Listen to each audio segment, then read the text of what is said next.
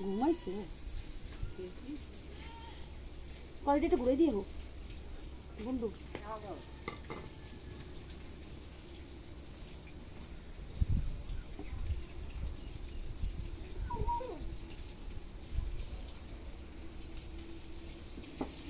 ময়না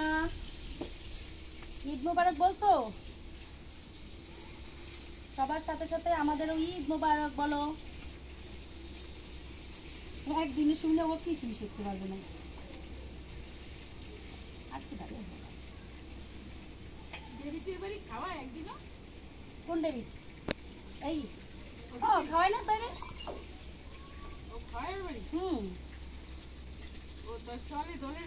দলে দলে চলে ভালো এখন বুঝলো হ্যাঁ